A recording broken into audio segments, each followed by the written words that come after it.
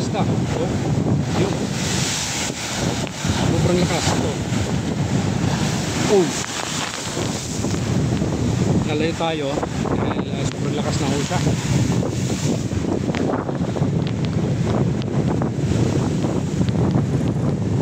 Ito po yung sitwasyon dito po sa Barangay Imus, coastal area, dito sa bayan po ng Real, Quezon.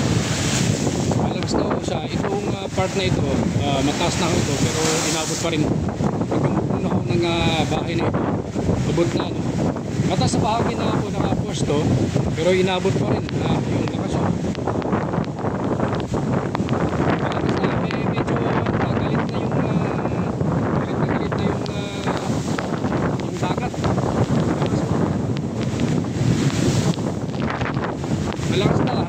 Kaninang umaga, tayo po yung tawag dito, nakamonitor, tayo po yung nakamonitor sa Dalampasigan, medyo mahina pa. Pero ito ngayon ay iba na yung dating, no? You know, yung mataas na, sobrang taas na yung ano, abot na siya sa bubong ng bahay. Yun, mataas na talaga siya. Nabasa na ho ako, mga kaibigan, basa na ho ako.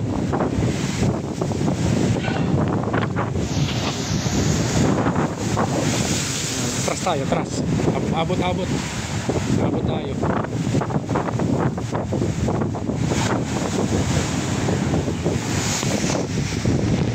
Balik tayo dito.